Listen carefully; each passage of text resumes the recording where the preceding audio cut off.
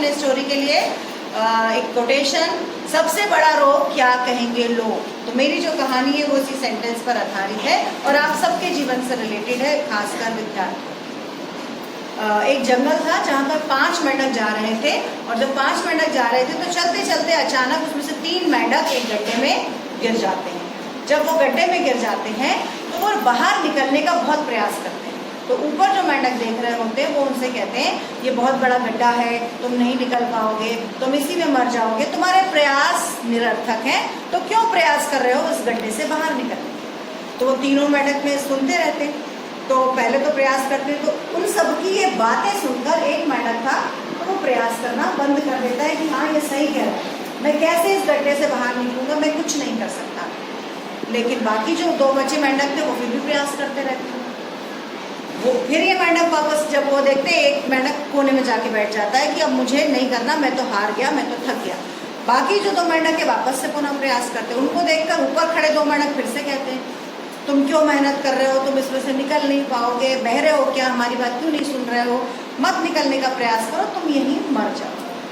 तो वो दूसरे उन दोनों मेंढक में से भी जो एक मेंढक होता है वो भी फिर उनकी बातें जब बार बार वो कहते हैं तो उनको सुन के लगता है कि हाँ शायद ये सही कह रहे, मैं नहीं निकल पाऊंगा, तो वो भी प्रयास करना बंद कर देता है। लेकिन एक मेंढक होता है वो निरंतर प्रयास करता रहता है, उसको भी वो मेंढक फिर वही कहते हैं तुम बहरे हो क्या, मेरी बात सुनाई नहीं दे रही, क्यों निकलने का प्रयास कर रहे हो, क्यों अपनी मेहनत जाया कर रहे हो। लेकिन वो मेंढक बिना सुने करता रहता है और वो मेंढक थोड़े समय के पश्चात उस गड्ढे से बाहर आ जाता है। क्या आप बता सकते हैं कि वो मेंढक कैसे बाहर आ गया? प्रयास करना बंद नहीं किया, दरअसल वो मेंढक बहरा था। वो मेंढक क्या था?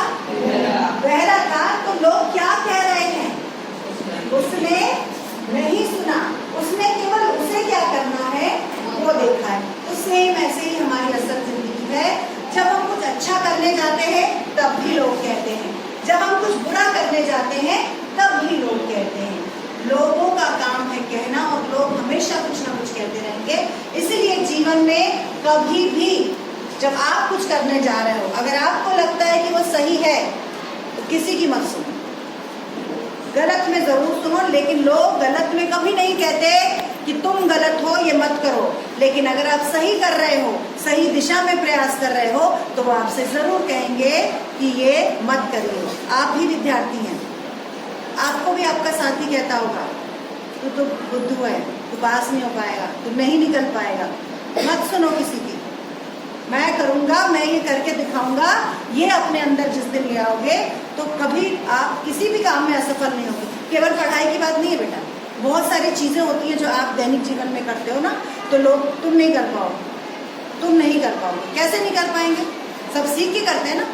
तो ऐसे ही आप भी कर सकते हो। तो कभी लोगों की बातें नहीं सुनो, क्योंकि लोग पैर खींचने के लिए हैं, आगे बढ़ने का मौका नहीं देते। अपना रास्ता आपको स्वयं बनाना है। तो आज की कहानी यही कमाल कि लोगों का काम है कहना और लोग कहते रहेंगे, लेकिन हमें उनकी बात नहीं सुननी। धन्यवाद।